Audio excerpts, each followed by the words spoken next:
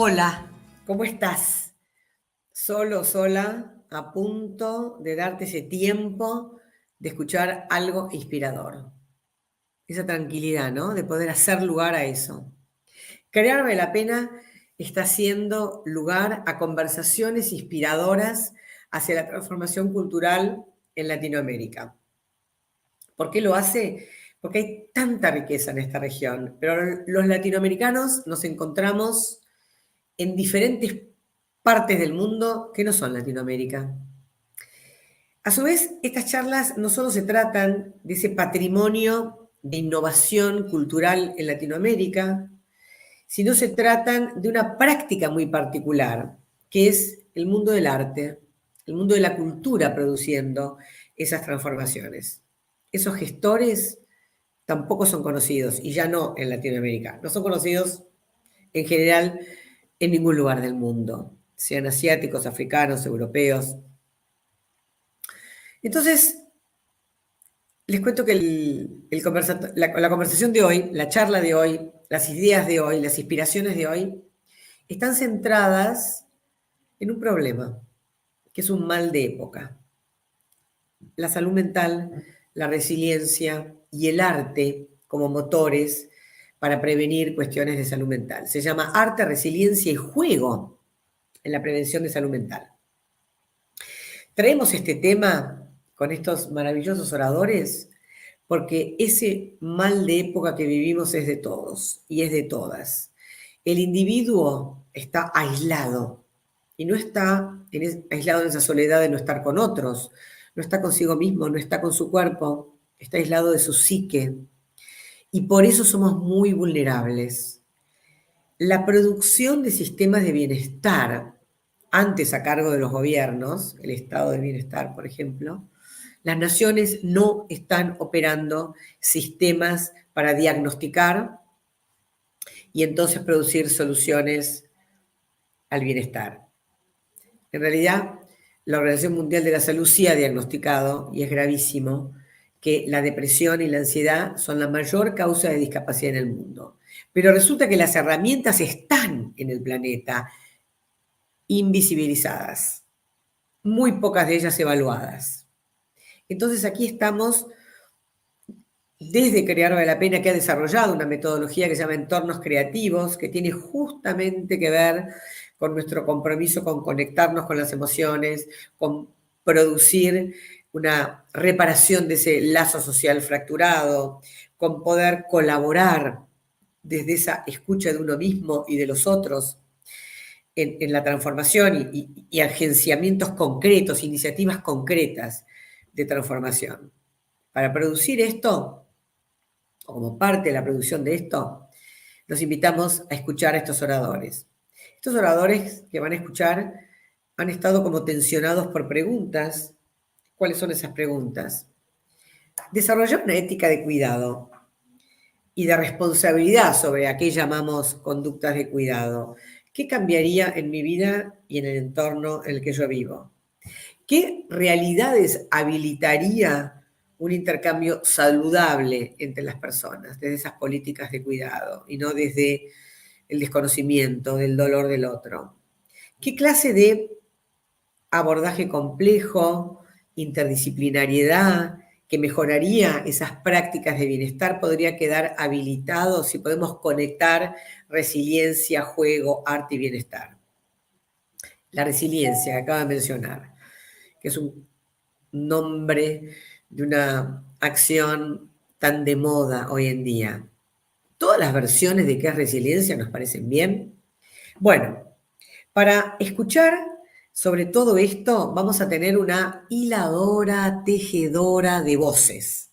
Se llama Karina Morillo, es argentina. Ella es una agente cultural de transformación, una líder social extraordinaria en Argentina, dirige Brincar por un autismo feliz y antes fue una brillante directora ejecutiva de Crear Vale la Pena. Puede conectar claramente esos mundos, ¿no? La cultura, el arte, la transformación cultural y el autismo feliz. Federico Segura es, hablando de interdisciplinariedad, es médico, recibido con honores pero también es artista, también es bailarín, también es músico, también es mediador artístico. Vamos a escuchar a Rasia Friedler. Rasia Friedler es lo que uno ya ha llamado siempre un artista renacentista, pero no en el Renacimiento, sino en el día de hoy. Se llaman artistas multidisciplinarios. Es uruguaya, es psicóloga y ha desarrollado una práctica original de ella que se llama teatro espontáneo y danza espontánea con, por supuesto, maestros como el teatro playback, como el teatro del oprimido, pero ella es la gran maestra de esa acción que tiene más de 25 años en Uruguay. Y tenemos a Paul Heritage. Paul Heritage, como se entiende, es inglés. A mí me gusta decir, Paul es latinoamericano, porque es un profesor de drama, es un transformador cultural, es un diseñador de prácticas de integración, es un investigador en Queen Mary University, igual que es un artista en People Palace Project, su proyecto de arte y transformación social global en el mundo, pero especialmente anclado en Brasil, donde vive hace muchos años. Los dejo con todos estos tesoros. Escuchen.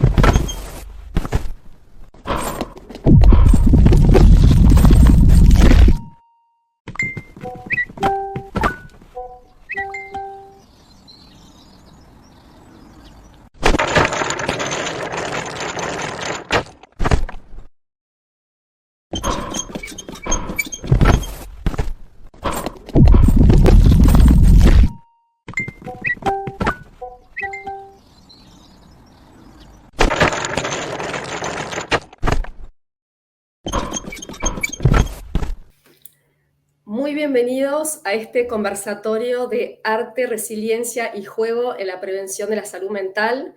Es una alegría enorme compartir este espacio con Federico Segura de Artis de Argentina, con Rasia Friedler de Saludarte Uruguay y con Paul Heritage de People's Palace Project de Brasil, Inglaterra.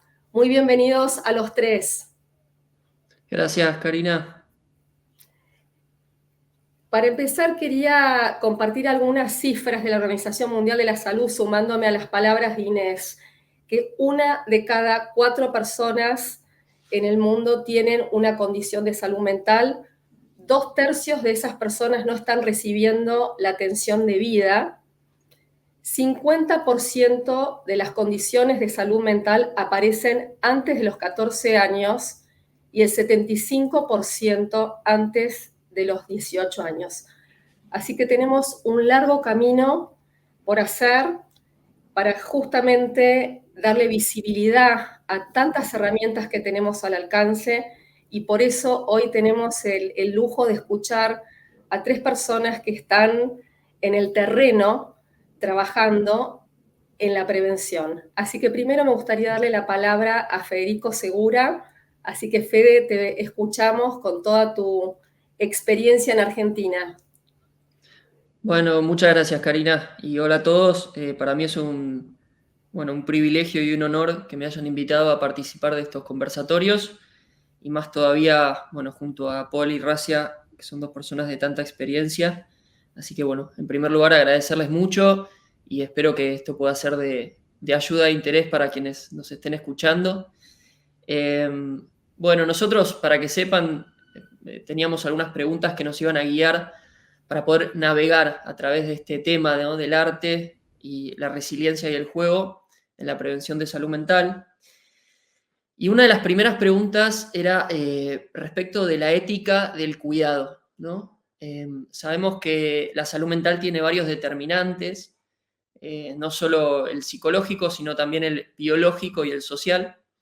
Yo soy médico y arteterapeuta, entonces, bueno, me van a ver que voy a discurrir entre distintas esferas de la salud, ¿no? No solo la psicológica, sino también la física y la social.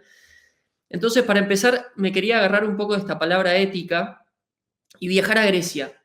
Acá vamos a ver una primera imagen que quería traer para compartir con ustedes, porque la palabra ética es una palabra griega, como muchas de las cosas que nos van a permitir ayudarnos como herramienta en el tema de la salud. Y hay otra palabra que también es griega, que es Ítaca. Bueno, hay una historia muy conocida, y si no la conocen yo se las voy a contar ahora, que es la historia de Ulises o de Odiseo, que es ese señor que ven ahí atado a un poste. Esto es una pintura de un pintor inglés, pero que habla de esta historia muy, muy antigua, la historia griega, de un héroe que, terminada la guerra de Troya, quiere volver a su ciudad, a su isla amada, la isla de Ítaca. Bueno, volver a su hogar y volver a su amor, ¿sí? a su mujer, Penélope. Entonces, ¿por qué traigo este tema asociado a la ética? Porque creo que el arte y la cultura han sido siempre un bastión o un lugar donde atesorar cosas muy profundas respecto de nuestra historia como sociedad y respecto de lo que es la salud en un término amplio, ¿sí? En un término biológico, psicológico y social. Entonces, ¿por qué es importante desarrollar una ética de cuidado? Creo que porque hay fenómenos que tendemos a olvidar en esta sociedad contemporánea, como los que veíamos en el videíto recién. Primero, fenómenos bastante dificultosos, como pueden ser, por ejemplo, la muerte, la enfermedad, ¿no? La guerra, que creo que, por ejemplo, en la antigua Grecia, a través de la literatura, estaban bastante presentes, ¿no? O se nos transmitía a través de esa literatura tan presente en la cultura, que eran fenómenos que nos tocaban directamente a nosotros. Yo muestro a Ulises no para representar a un héroe muy lejano, sino para que cada uno de nosotros se pueda identificar con una realidad que quizás le toca la puerta a todos, como puede ser la muerte, ¿no? Ulises venía de la guerra y iba a estar enfrentado a una dificultad en el mar, de un navío muy precario que debía viajar por el Mediterráneo, enfrentado a dificultades, ¿no? Muy concretas. Y creo que esas realidades difíciles, que aparecen claramente en la literatura, nos ayudan a no negar esa realidad, que yo digo, son realidades en la cultura contemporánea a veces negadas, pero innegables, ¿no? ¿Quién puede negar que en la propia vida no hay muerte, no hay enfermedad, no hay algún tipo de guerra? Entonces, yo creo que ahí podemos rescatar, ¿por qué la importancia de una ética? Y por qué estas realidades existen, ¿no? Y no las podemos negar. Entonces, la ética, como actitud griega frente a la toma de decisiones, ¿no? La ética es una reflexión en torno a cuál es el mayor bien frente a una determinada realidad y el ejercicio de la libertad que podemos tener. Me parece como un lindo rescate. Y hay otra palabra muy relacionada a la ética que también es griega, que es la épica. Entonces, en esa épica que cada uno puede desarrollar o que podemos desarrollar socialmente, nos podemos ver también frente a otros fenómenos como el del amor y el deseo.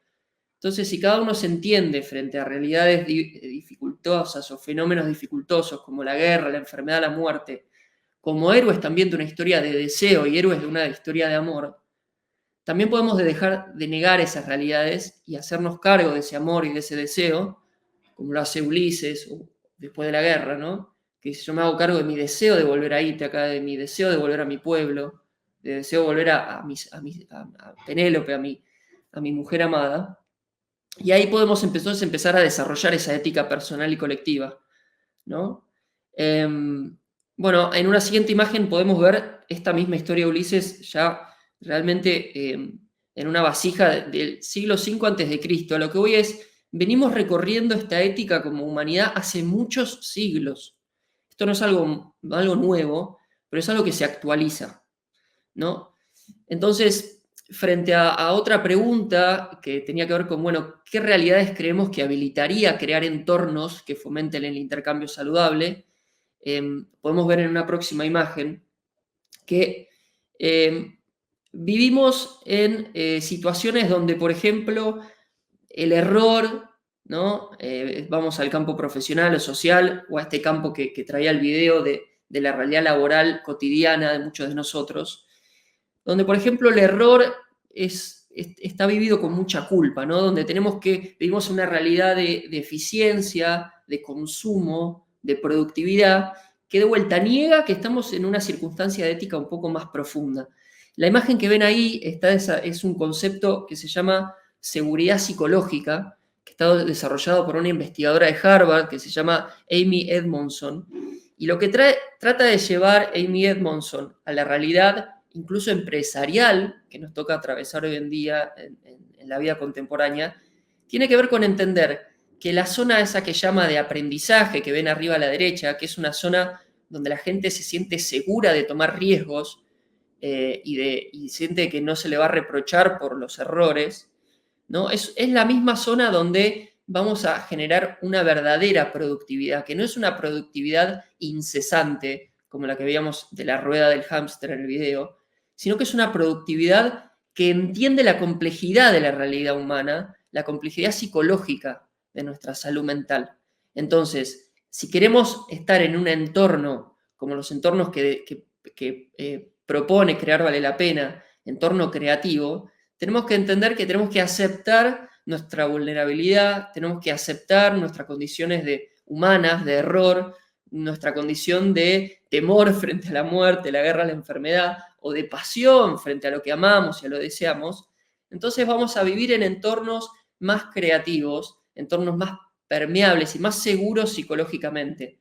Dicho en concreto, digamos, el alto rendimiento no solo se ve como esa figura de traje en movimiento incesante, de productividad impoluta y perfecta, sino que se ve mucho más parecido a algo que vamos a ver a continuación en una imagen, ¿sí?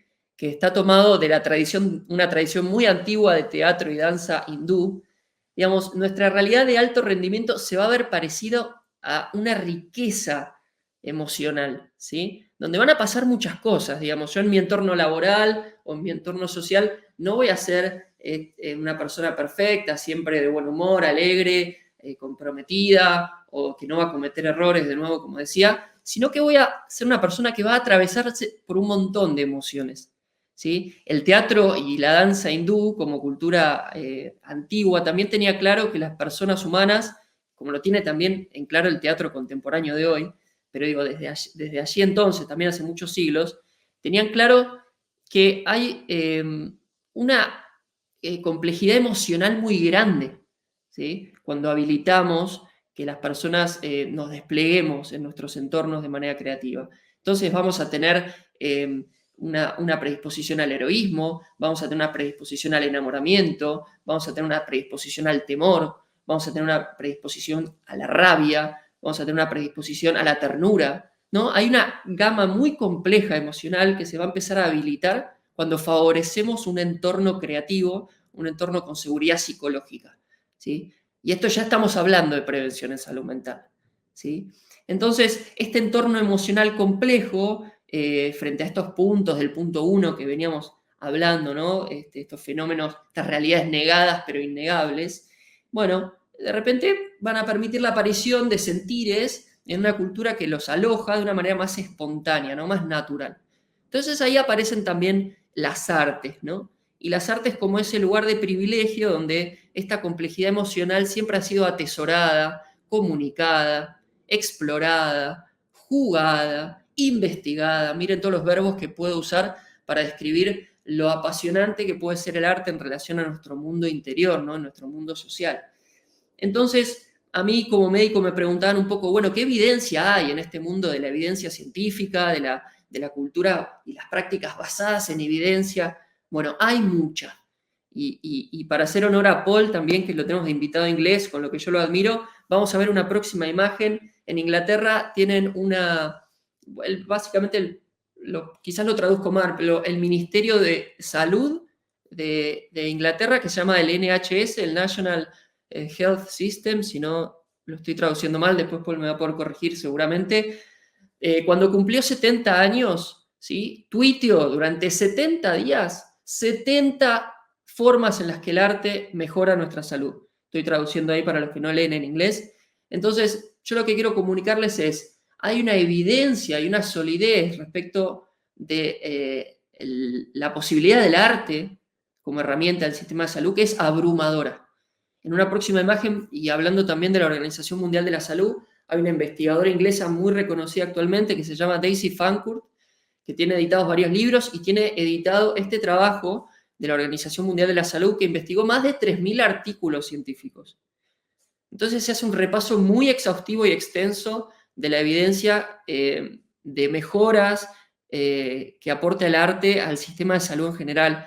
Y solo para hacer una reseña y abuelo de pájaro, porque tampoco quiero acaparar mucho del tiempo en esta presentación, voy a ir mostrando varias imágenes que muestran algunas mejoras en distintos lugares, ¿no?, del sistema de salud. Entonces, para empezar, sabemos que la danza y el movimiento no solo promueve la salud física, sino que también mejora el bienestar emocional. Si avanzamos a una próxima imagen, podemos ver que la música o participar en la creación y escucha de música puede mejorar el estado de ánimo y reducir el estrés. Todo esto está apoyado en evidencia ya científica. Sabemos mucho más respecto del arte, pero acá les traigo cosas que ya están documentadas bajo el tamiz de la ciencia. Vamos a seguir avanzando. Respecto del teatro y la performance, participar en obras teatrales puede fomentar conexiones sociales y mejorar el autoestima. Vamos a la próxima imagen que nos va a hablar de las artes visuales. Esta es una imagen que están viendo ahí. Estoy yo con una niña en un hospital. Yo trabajo concretamente en un entorno hospitalario, en una internación pediátrica. Sabemos que crear y apreciar arte visual puede servir como una forma de expresión y procesamiento de emociones, sobre todo emociones complejas, como veníamos hablando. Y vamos a ver una próxima imagen. Y ya última, y con esto doy paso también a que mis colegas puedan participar. Sabemos que escribir, ¿sí?, puede ofrecer una herramienta de expresión, ¿sí?, para emociones y mejorar también el funcionamiento cognitivo. Así que, bueno, digamos, como médico también quería acercarles un poco a los que les interesa esta parte respecto a la evidencia científica que ya podemos recolectar en esta sociedad contemporánea, gracias también al trabajo de muchos investigadores del sistema. Bueno, apasionante escucharte, Federico. Gracias por haber traído esta gran pregunta de cómo desarrollar una ética del cuidado tanto personal como comunitaria y habilitar esas zonas de aprendizaje donde esté incluida nuestra vulnerabilidad, nuestro error, como decías vos, toda esta complejidad emocional que tenemos, y que el arte es un excelente vehículo para justamente poder abrazar todo ese mundo interior y también toda esa incertidumbre a la que nos enfrentamos. Me gustaría escuchar la reacción de Racia y de Paul a tu presentación. Me encantó, me siento completamente identificada con tu planteo y de hecho, bueno, Saludarte hace 25 años nació de esas mismas interrogantes. ¿Por qué si tenemos tanta evidencia de la fuerza que tiene esto para un desarrollo humano, ético, social, por qué no está más difundido, ¿no? ¿Por qué no hacemos más con eso si ya tenemos las herramientas? Claro que ahí me puse a bucear y a ver en todo el proceso de medicalización de la sociedad, ¿no?, donde se tiende a traducir a otro lenguaje, digamos, algo que en realidad, pertenece al campo de la subjetividad. Entonces, la idea, la propuesta de poner la subjetividad en el centro de la idea, de la ética, del cuidado, del desarrollo humano, me parece fundamental. Y desde ahí me gustaría preguntar, no sé si la idea es preguntar o debatir, o tú me dirás, Karina. Era tu reacción y después, en todo caso, podemos debatir, pero hacerle la pregunta, Fede. No, simplemente, bueno, que tomamos el lado del arte para el desarrollo y me quedé pensando en el juego también, ¿no? Que el arte como juego también, y el juego del arte, que eso es algo para desarrollar también, que lo podremos desarrollar Paul, Fede, yo, bueno, iremos pensando en todo eso. Gracias, Racia, por siempre tener esas palabras tan tan sabias, así que y coincidir en esto de poner la ética, ¿no?, en el centro y el juego. Paul, te escuchamos. Yes, thank you. Bellissimo. I'm sorry, I'm going to speak in English because it feels important for me to be able to talk directly, which is not so easy for me in Spanish. I loved it, Federico, and what's been so good about the presentation is that you've laid the basis, I'm sure, for our discussion, and laid it so. I love that idea that art forces us to confront the undeniable. That's a really powerful phrase, and I think it reminds us of what you've been talking about as well, about positionality, about how we're put in position. Art puts us in relation to other people. Those cartoons that came at the beginning were very much about individuals. Before you spoke, the man that throws himself into works himself into the grave and everything. But the art you showed us was very much about interactions, obviously with Odysseus, and this extraordinary interaction that's happening. And I love that. I love the idea that at the heart of all art that's thinking about health, it's about how we react with the other and how we react with ourselves.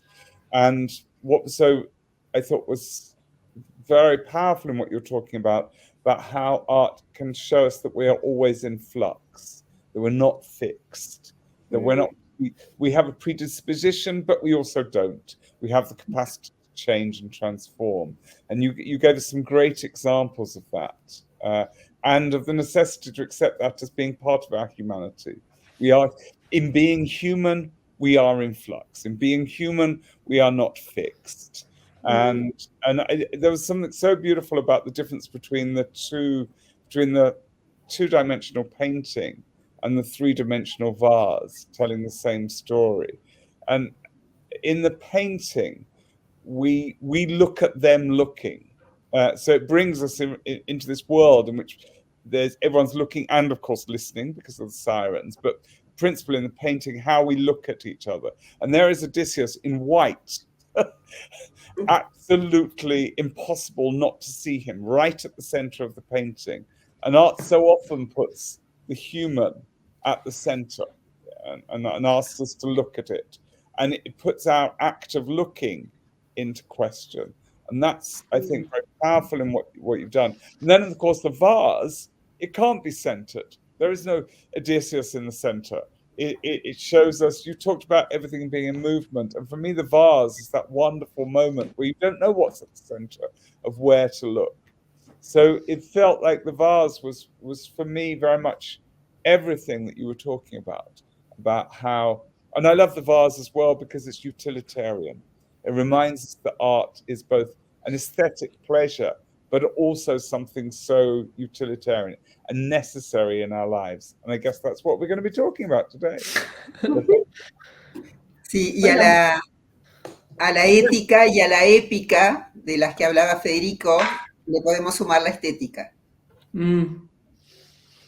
Totalmente.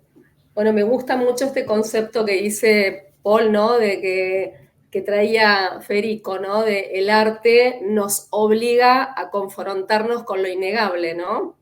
Que no podemos mirar para el otro lado.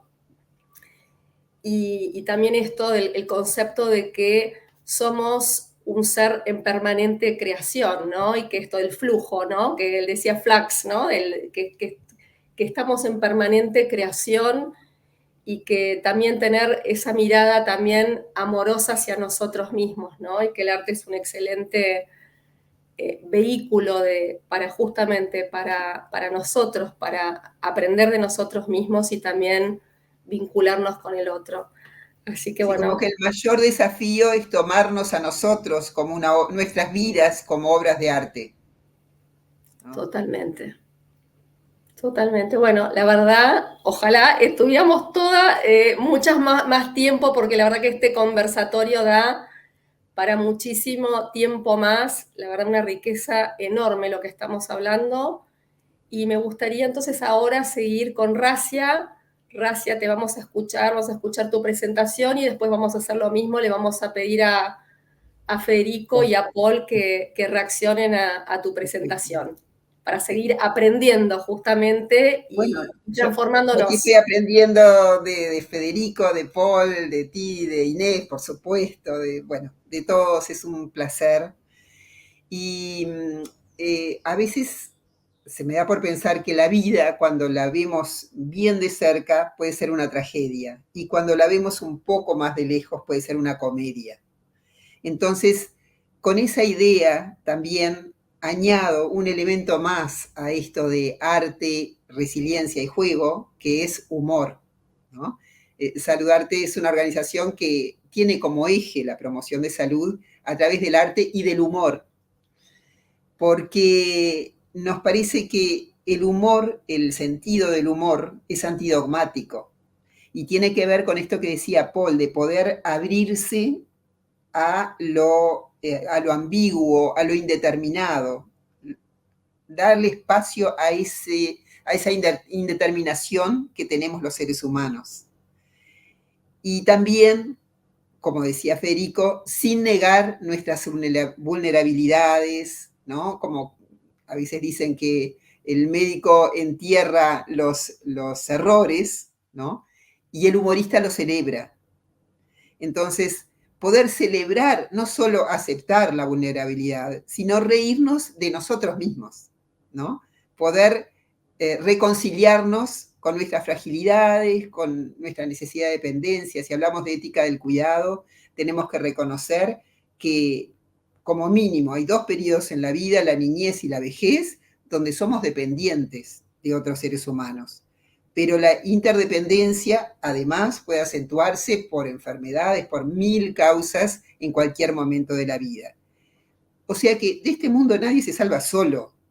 Creo que el poner el nosotros en un primer plano es fundamental para poder visualizar, y ahí voy a una de las preguntas que estaban por ahí, ¿no? Visualizar entornos saludables, posibles, que podamos crear. Porque el lazo social, los vínculos, son lo determinante, son esa red que sostiene todo lo demás. Y por ahí el trabajo de articular siempre con otros actores sociales, otras organizaciones, instituciones, otras personas, las propuestas que tengamos para desarrollar y para la construcción de un modelo ecosocial sostenible, donde haya lugar para todos, donde prevalezcan los derechos humanos, donde pueda haber desarrollo social. ¿Y qué mejor que el arte para sensibilizar y para involucrarnos en esa búsqueda de forma conjunta, para explorar esos otros entornos y escenarios posibles más saludables? Entonces, me parece que retomar esta cuestión hoy es fundamental porque más que el planeta, creo que la humanidad está en vilo, está en riesgo en este momento, la humanidad toda. Y en ese video que ustedes presentaron al principio, ¿no? Yo veía la sociedad del cansancio, ¿no? Lo que Jules Han y otros, ¿no? Han mencionado como la autoexplotación del ser para correr atrás de la zanahoria y para, bueno, adaptarse a un modelo de productividad que a veces nos termina asfixiando, ¿no? Y que tiene que ver con esa idea de bueno, hacer, pero hacer individualmente también, por lo menos en ese video, ¿no? O como parte de un sistema, ¿no? Creo que tenemos que recuperar la ternura, la cultura de paz, trabajar para construir una cultura de paz. Hemos perdido muchas habilidades sociales. Nosotros trabajamos en escuelas. Uno de nuestros programas se llama Juntos y Diferentes, que es un programa de prevención del bullying y de la violencia en los entornos escolares. Y una de las cosas que son, a mi modo de ver, fundamentales, no son enseñadas sistemáticamente.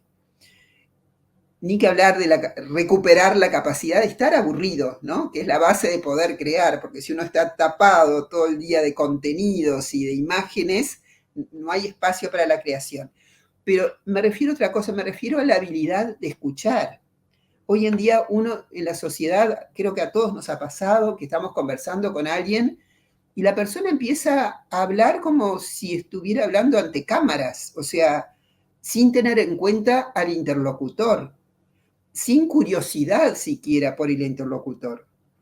Y quien escucha también con grandes déficits en la escucha, o sea, necesitamos desarrollar la escucha activa, reaprender a dialogar y abrirnos al otro, ¿no? A eso me refiero con la ternura, con esa capacidad de suspender el juicio por un momento para intentar entender desde dónde, en qué contexto, en qué situación histórica el otro está articulando esta narrativa, este discurso.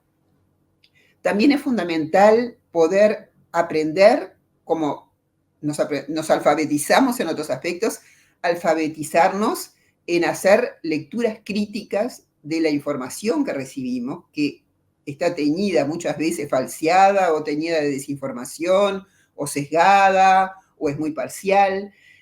Bueno, ¿cómo nos formamos para todo eso? Que son desafíos acuciantes, cada vez mayores a los que nos enfrentamos. Me da la impresión de que hay una serie de áreas que están desatendidas y que nosotros tenemos las herramientas para atenderlos. Entonces, lo que hemos intentado hacer con Saludarte en estos 25 años ha sido ser la herramienta para el desarrollo de políticas públicas que tienen que ver con la promoción de la salud física y mental. Políticas públicas ya existentes, ya aprobadas, que están en curso, pero también aportar para el diseño y la visualización de estrategias innovadoras en el campo social. Aportar a la transformación cultural que queremos ver en el mundo. Y por ahí, no sé si, no tomé el tiempo, pero creo que más o menos es el tiempo para plantear algo y bueno, dar lugar al diálogo. Bueno, muchas gracias, Racia. La verdad es que trajiste muchos conceptos valiosos. Lo primero empezaste por el humor, ¿no? Como una herramienta fundamental para abrirnos a lo ambiguo, a lo indeterminado. Me encantó esa frase, poner el nosotros en primer plano, ¿no? Poner esa actividad colectiva, acción colectiva, vincular esos vínculos para generar esos entornos creativos, esos entornos sociales donde nos sintamos que podemos ser nosotros mismos y justamente poder aprender. Así que bueno, me gustaría sumarlos a Paul y a Federico para que sigamos intercambiando. Empezamos para seguir el orden, para seguir como el orden como vienen hablando. Fede, ¿tenés alguna devolución para Racia? ¿Qué es lo que te resonó de lo que dijo?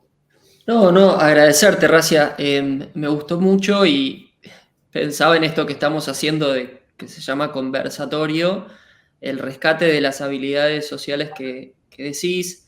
Creo que nosotros podemos estar ejerciendo esta conversación tan mediada por tecnología porque nos importa y porque nos intentamos ejercitar y entrenar en la comunicación real, vamos a llamarla. Esa comunicación que nos han enseñado evidentemente desde la cuna social, ¿no? Desde la cuna de carne. Entonces, por eso después podemos atravesar estas capas de tecnología digital y intentar conectar e intentar generar esa conexión. Así que eso me pareció muy acertado, que lo tengamos en cuenta para conversar este tiempo que tenemos acá, tan especial, ¿no? Porque la tecnología digital, digo, es muy loca, pero creo que está anclada en algo realmente humano, de carne, como decía, que es la posibilidad de comunicarnos que tenemos las personas. Así que por un lado me pareció muy interesante esa cuestión de complejizar las las habilidades sociales. Hoy se habla mucho de habilidades sociales, ¿no? En la industria de la salud mental, y creo que le diste como una sutileza y una complejidad que hace falta recordar, ¿no? Hablar de escucha, hablar de aburrimiento, de curiosidad, de ternura, de suspender el juicio. Me gustó porque como bailarina hay algo de la suspensión, ¿no? No es que se anula el juicio se suspende, ¿no? Y después aterriza porque después hay que ejercer el juicio para ser crítico respecto de una fake news, por ejemplo. Entonces ahí hay que apuntar el juicio. Me venía esta frase en español que es, está en su sano juicio, ¿no? Alguien que está en su sano juicio, que ejerce el juicio de manera sana. Así que me gustó mucho esa sutileza y complejización de las habilidades sociales. No, y por último, agradecerte porque para mí que de alguna manera me estoy lanzando al mundo de la transformación social a través del arte, escucharte hablar de políticas públicas, de estrategias innovadoras, como también me pasa con Inés, o me ha pasado cuando lo escucho a Paul, bueno, me apasiona y al mismo tiempo me desafía porque veo que es difícil, lo reconozco ya en mi práctica profesional actual y entiendo que es un desafío enorme, así que dan ganas de escucharlos. A mí me dan ganas de escucharlos en su experiencia, en las dificultades y las pasiones, como decía, que habrán tenido que atravesar y que todavía atravesarán respecto de tener que llevar estas herramientas a transformarlas en política pública o transformarlo en estrategia innovadora, que bueno, ahí sí se libra como una especie de campaña, ¿no? de conquista de eso que debe ser muy difícil, ¿no? Que me dan ganas de escuchar. Gracias, Fede. Paul, te escuchamos. So beautiful, Hazel, because it really complemented what Federico was saying, that this interdependence we have as humans, which Federico beautifully expressed as this personal and this collective ethic, our responsibility. I think that was really strong. And I when you talked about listening to the other and how we need to, I'm very reminded that we, in the work we do, it is an act of, we are activating listening. And I think we activate being a witness. We ask people to look and to listen as a witness. And what does that mean? When you are a witness, you have a responsibility. You have a responsibility to do something. You see an accident, you tell somebody. You as a witness, it's more than just looking. And that, in what you are saying, I feel that collective responsible and act and the individual responsible act. I'm also reminded when you're talking, Hasia, that we need art to socialize us, yes. Absolutely. And we understand how important that is because we know that art has socialized, culture has socialized us to this hyper-productivity. Culture has socialized us to destroy our planet. We know that dictators around the world have always used art and culture to make society sick.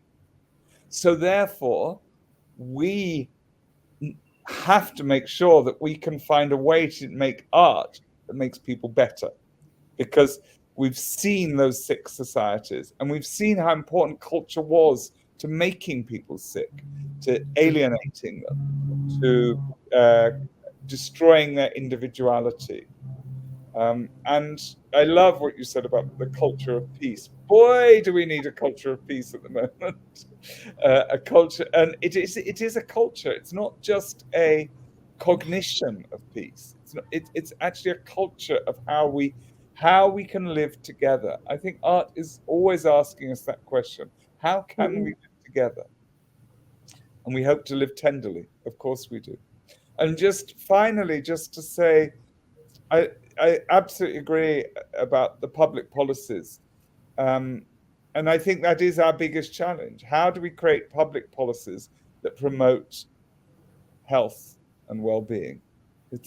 in every area of government, but also in how we run our organizations. Public policy doesn't have to be the responsibility of the city government or the federal government or somebody else. It's us. We run organizations, or we work in organizations, in hospitals or in schools or in universities or in arts organizations. We have to have public policies that we and not just wait for the state to make those policies public. So I thought the journey you took us on was really important, Hasia. So thank you very much. Thank you. No, muchas gracias a los tres y me quedo con esto, ¿no? Cómo vamos viajando con ¿no? Empezamos con Federico hablando de la ética del cuidado, ¿no? Hablando de lo personal, que justamente Paul nos decía, ¿no? La escucha y el mirar nos convierte en testigos y nos genera esta responsabilidad que tenemos todos para justamente lograr mejores espacios de convivencia. Somos todos responsables y después necesitamos las políticas públicas, por supuesto, ¿no? Que acompañen, pero cómo podemos ir generando también esa ética personal de cuidado y de convivencia. Y así que, bueno, es fascinante escucharlos. Ahora vamos a escucharte a vos, Paul, y con tu presentación, y después vamos a hacer lo mismo. Le vamos a pedir a Federico y a Racia que puedan dar su devolución y su mirada. Te escuchamos. Yeah. I don't want to say very much because I'm talking in English, but the focus of our work at People's Palace Projects is always on how art and culture are a resource that we can use. Mm-hmm. And I'm really interested in this idea of a resource-orientated approach to health. And why? Because we know that the health services, it was lovely to hear Federico talking about the National Health Service, but we do not have in any of our countries a health service that will be able to respond to all the needs of public health, whether it's physical or mental health. So we have to find a way of understanding what resources we have that we can activate and use in a better way. And those are community resources. And of course, art and culture is part of that. The big project that People's Palace Projects is engaged with, Criar Vale la Pena, is very much about that, looking at how young people recover from anxiety and depression, from mental health crises. How do they recover from them without pharmaceutical intervention or without psychological treatments? Because they are not available to the amount of people that have those problems. But also, perhaps, young people have resources they use that we need to better understand for those public policies to be created. So the work we do around art and culture is very much about thinking about art as a resource. And we know that common approaches for improving the mental health of the population in general, but if vulnerable people in particular, will always address policies that try to counter the social determinants that cause mental health crises, and at the same time expand professional health services. But both these approaches have limitations because the social determinants that we know cause mental health. We've known, there's so much research about that. We know that an upbringing in the home, an adverse upbringing in the home will cause it. We know that socioeconomic poverty, we know that poor education, we know the experience of violence, of war and torture, of homelessness, of unemployment, income inequality. We know these are all social determinants of mental health, of bad mental health. But and lead to a high prevalence of mental disorders. And we have an ethical obligation to make sure that we use our research to keep saying that and to keep identifying these social determinants. But at the same time, it is beyond us as artists to be able to make a difference to those social determinants in the way that it would need to reduce for the public, better public health for the general population. So what can we do as artists? What can we bring to this debate is this idea of a resource that can, and I think both Razia and Federico showed wonderfully the research that's out there that shows us how arts work as a resource, and how that even if all the psychological treatments were available and could be effective, they have something different from what we do.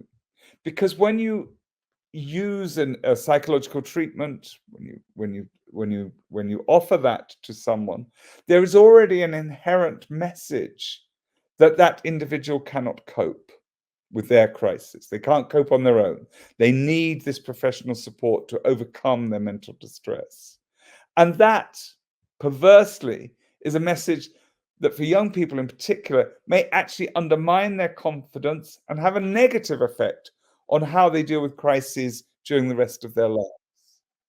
That's why these community-based resources, such as the arts, have such an inherent advantage, because they use different, whatever modality they use, of visual arts, music, dance, theatre, to engage people in local communities.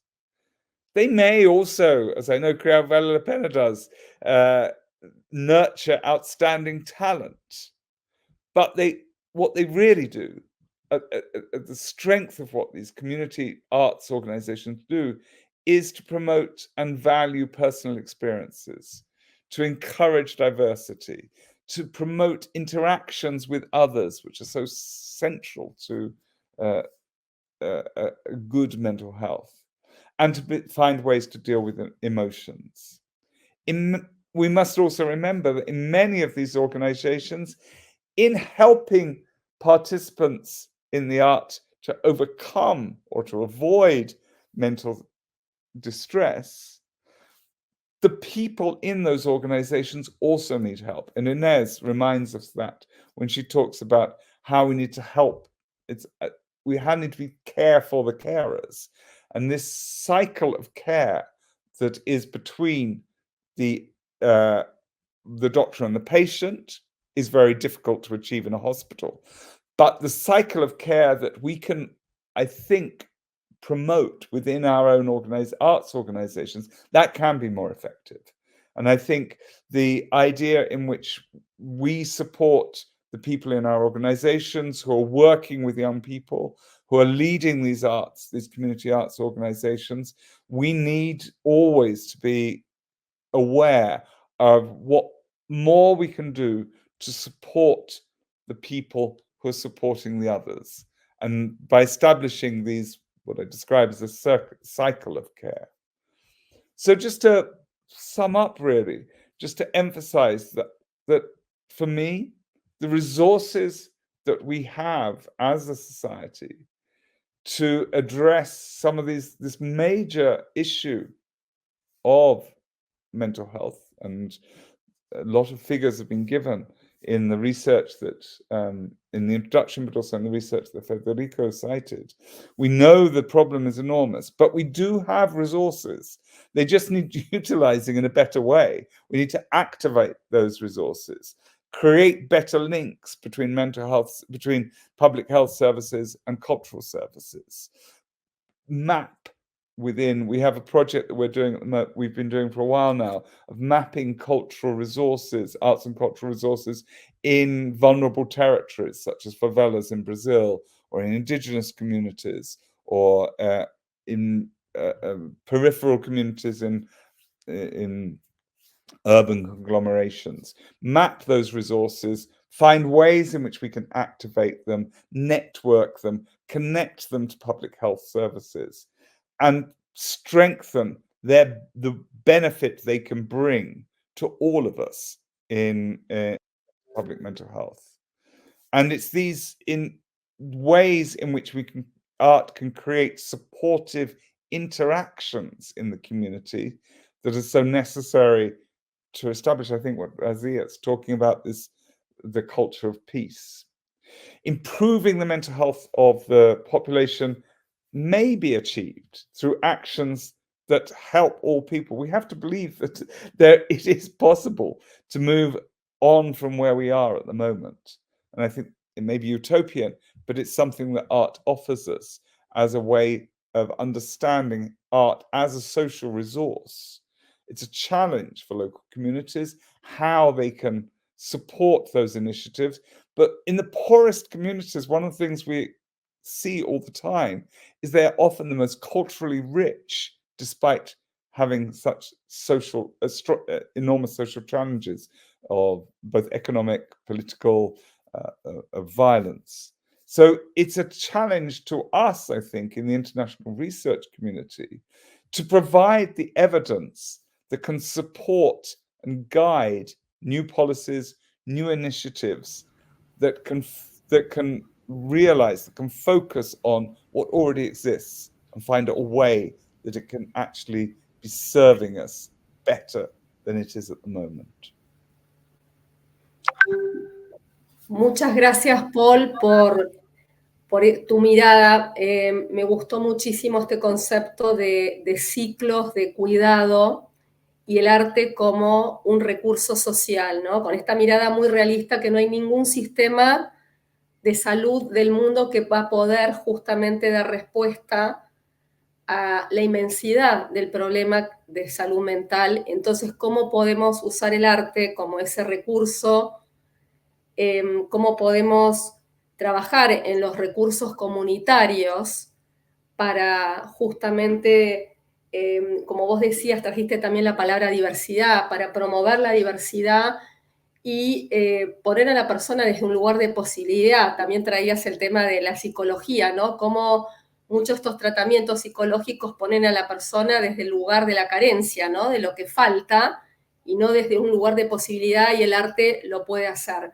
Me gustaría sumar a Razia y a Federico a esta charla, a esta conversación, y empezamos por vos, Federico, a ver qué reacción tenés a lo que dijo Paul. No, dos cosas. Primero, que dijo que iba a hablar poco. Dijiste que ibas a hablar poco, Paul, pero dijiste mucho. Sí. Por ahí hablaste poco, pero dijiste mucho. Y también, usando una expresión que está de moda en Argentina, lo puso picante, ¿no? Porque es realmente muy difícil, muy complejo. Creo que eso, los europeos suelen ser muy honestos, o al menos en mi experiencia, suelen ser muy honestos con lo que creen que no se puede hacer. Creo que a veces los argentinos somos un poco soberbios con nuestra...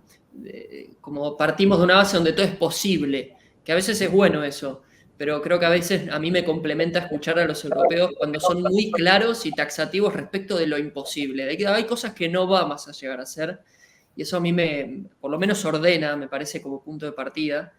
Entonces, en esto que también rescatabas, Karina, me parece fundamental saber que no es posible, como esta visión económica sana del tema también, no es posible solamente usar políticas públicas o solamente impartir tratamiento psicológico para adresar, que también lo dicen en francés, pero para abordar, para encontrar las demandas y las necesidades de la población en términos de salud. Con lo cual, el rescate de los recursos, y la palabra resource es hermosa, recursos que ya están ahí. Me gustaría citar como reacción a un dramaturgo argentino que es crack, que se llama Mauricio Cartún, y él tiene una frase muy linda. Él es un dramaturgo muy ligado al trabajo social a través del teatro, y él dice que el psicoanálisis es para los que lo pueden pagar. Habla mucho de esto de los recursos que ya están ahí, y para el resto está el arte y la literatura y el teatro como medios de objetivarse. Él habla de la posibilidad de objetivarse como sociedad a los que no pueden acceder a pagar un tratamiento de salud, que son muy caros. Es carísimo. Entonces, esta estrategia de ir a buscar a las comunidades qué recursos ya están siendo utilizados y empoderar o activar esas redes me parece fundamental. Mi vocación artística nace de 2 experiencias teatrales en mi infancia y mi adolescencia, que en realidad eran redes ya promovidas por mis escuelas. Entonces yo descubro el poder del arte como enlace social y sanador social a través de recursos que existían en mis escuelas, ¿no? Entonces yo creo que recordar que quizás nuestro trabajo como actores sociales sea de reconocer esos mapas y empoderar esos mapas, me parece una idea fantástica y bueno, que da mucha esperanza. Sí, me encantó, es muy lindo cómo se va hilvanando toda esta trama de pensamiento en la que estamos, bueno, muy consustanciados, entiendo yo, los enfoques son absolutamente convergentes. Y mientras te escuchaba, Paul, pensaba en que hay un malestar que es ontológico, que es propio de la condición humana. Y a veces se tiende a patologizar todo lo que es angustia, todo lo que es tristeza, el imperativo ese de la felicidad, ¿no? Las caritas felices que son ideas vacías en definitiva, ¿no? Son casi una máscara, ¿no? Pero que no condicen con la complejidad de las emociones humanas y de los sentimientos y de la experiencia. Entonces, bueno, despatologizar, ¿no? Mucho el campo de la salud, que está fuertemente imbuido y además, como tú muy bien decías, queda estigmatizado, no solamente que no se le da a la angustia y al malestar el lugar que tiene, inclusive como fuente de creatividad humana, ¿no? Sino que además de patologizarlo, se tiende a estigmatizar a la persona que está padeciendo, ¿no? Entonces, ahí volvemos a lo que decía Federico al inicio, aceptar el dolor, aceptar la angustia, la pérdida como parte, la vulnerabilidad como parte de la existencia humana. También al escucharte me acordé de lo que dijo Karina al principio, el tema de la resiliencia, no, lo dijo Inés en la presentación, ¿no? Todas las formas de resiliencia, compartimos todas las formas de plantear la resiliencia, y ahí me quedé pensando que esta idea de resiliencia que me parece fantástica, que es la posibilidad de salir fortalecido, afrontar el sufrimiento y aún salir fortalecido de experiencias adversas, puede ser desvirtuado si se toma desde otra perspectiva como algo de la resignación. Entonces tenemos que aceptar todo, tenemos que ser pasivos y decir, ¿no? Que sí a agravios, bueno, cosas traumáticas inclusive, y ser resilientes, ¿no? Entonces, bueno, que no se corra ese concepto hacia ese lugar, porque no es lo que queremos, ¿no? Lo que queremos es una persona pensante, con espíritu crítico. ¿Querías decir algo, Karina? Me disparó la típica frase, lo que no te mata te fortalece, ¿no? Que Exacto. es esa cosa de que tenés que resistir. Exacto. Y quería compartir con ustedes, muy cortito, un sueño que tengo, porque pensando precisamente en todo lo que estamos compartiendo, yo dije, bueno, pero ¿por dónde empezamos a inventar políticas públicas? Entonces se me ocurrió que si se incorporara un artista hospitalario en cada equipo de salud del Sistema Nacional de Salud de cada país, sería un avance importantísimo, porque transformaríamos las cabezas y los abordajes desde adentro. Nosotros trabajamos muchos años como payasos hospitalarios, pero no solo payasos, sino incluimos hasta magos, arteterapeutas, músicos. Llevamos el arte así, ¿no? Con todo, digamos. Y eso produce una transformación en la visión de los propios profesionales de la salud sobre el abordaje. Hay niños, por ejemplo, que tenían el alta y no se iban hasta que no vinieran los artistas a trabajar con ellos, porque los acompañaban hasta la sala de operaciones. O sea que yo digo, a mí me pasaba cuando no teníamos celular. Yo soy de la época, perdón Federico, pero soy de la época en que no teníamos celular. Y yo decía, ¿para qué quiero un celular si tengo teléfono? Ya me comunico todo lo que me tengo que comunicar. Y después que tenés el celular decís, pero ¿cómo hacía antes? Esto es lo mismo. Decís, ¿para qué quiero un artista en un equipo de salud? Después que lo tengan, uno les va a parecer muy poco. Es lo que pasa, lo sabemos. Y bueno, se me ocurrió que se podía hacer un pequeño punto de partida y lo quería compartir con ustedes. Gracias, me encantó, Paul, me encantó. Totalmente, bueno, y para ir cerrando, porque desgraciadamente el tiempo, estamos llegando ya al cierre de este conversatorio, me gustaría preguntarles en la transformación personal de cada uno con este conversatorio, ¿no? ¿Qué se llevan diferente a lo que trajeron hoy? ¿Mm? ¿Alguna idea, algunas, como vos decías, Racia recién, ¿no? Algo que se te ocurre que diferente que podemos hacer? Así que me gustaría empezar con vos, Federico. Bueno, creo que encontrarnos con una red internacional es muy notable. Esto que nos han permitido hacer desde Crear Vale la Pena, para mí de hablar directamente con vos, Racia, con vos, Paul, y resonar con esa singularidad, pero a la vez con esa cuestión en común. Evidentemente este tema nos convoca. Este tema es un tema que nos apasiona y que nos pone a pensar y que nos va a poner a actuar. Yo entiendo mi vocación como algo innegable, como decía al principio, y yo sé que voy a estar trabajando en esto toda mi vida. Entonces, saber que hay otras personas que posiblemente estén trabajando también en esto toda su vida y que a eso le dediquen su vida profesional o su aporte a la sociedad, a mí me inspira. Creo que se llaman conversaciones inspiradoras, ¿no? Bueno, a mí me inspira escuchar a Paul y a Racia y saber que hay una red social preocupada por el arte y la transformación social. Muchas gracias, Fede.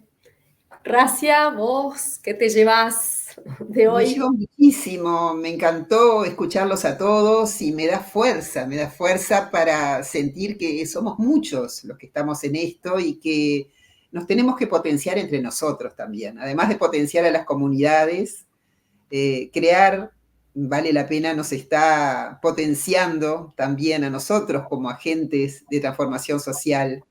Y eso es un aporte invalorable, es una forma de intervención que, bueno, yo espero que sea muy eficaz. Y creo que también tenemos que luchar contra las distopías que están tan en boga en este momento, ¿no? Esas ideas distópicas que tiran abajo cualquier posibilidad de cambio. Y creo que la utopía es necesaria para iluminar un camino, aunque nunca lleguemos exactamente a donde imaginamos. Bueno, nos ilumina y las necesitamos. Necesitamos de la esperanza para poder construir. Y necesitamos diseñar futuro, construir futuros posibles, para donde haya lugar para todos y todas. Entonces, bueno, pienso que desde ahí me aportó muchísimo, me encantó conocerlos y reencontrarme contigo, con Vanessa. Y bueno, ojalá que estas ideas se multipliquen y que sean como semillas que fructifiquen. Pero muchas gracias, Racia, por tus palabras. Vos, Paul. Well, we began with Federico, who in his person, he crosses the medic with the artist, which is, I think, where we come at the end with Hasia as well, that we have to perform medicine. It's to say it, but medicine is a performance. We know that because the doctors, they dress up and as medicine becomes more technological, we have to make sure that we use art to humanize that very act of medicine. And I loved what Hazia was saying at the end about this, about all these different, we need to get the artists into public health, but we also need to use the arts in training doctors and in training healthcare workers, and in enabling them to feel good about who they are and how they are interacting with patients. And I feel very, very strongly that in the discussion we've been having, that there's been some wonderful visions of how medicine and art are the same.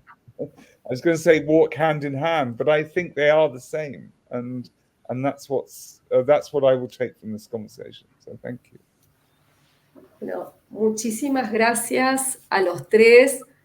Yo me llevo muchísimas ideas, me llevo la gran pregunta con la que abrió Federico de cómo podemos generar esa ética personal y colectiva de cuidado. Tu idea, Racia, de la cultura de paz, que me gustó muchísimo, ¿no? De cómo podemos justamente ir incidiendo en políticas públicas, pero también con esta conciencia de hacia dónde queremos ir y poder trabajarlo como lo hacen ustedes desde la escuela, desde temprana edad.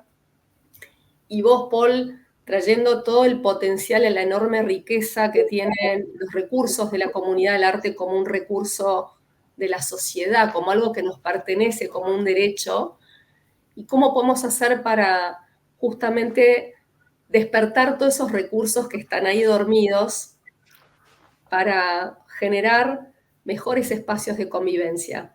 Les agradezco a cada uno de los tres, la verdad que fue un lujo poder conversar con ustedes. Quiero agradecerle también a Crear Vale la Pena, Inés Sanguinetti y todo el equipo por haber tenido esta idea y justamente seguro que nos vamos con esa idea de que también decía Fede, ¿no? de ser red, de estar juntos y que hay muchas cosas que podemos hacer y la sensación colectiva. Así que bueno, muchísimas gracias y a los que están mirando del otro lado, que también hagan lo mismo, que piensen qué idea les resonó este conversatorio y que lo puedan compartir en sus redes. Esto es un conversatorio abierto y la idea justamente es poder seguir creando y acortando distancias. Así que muchas gracias a todos.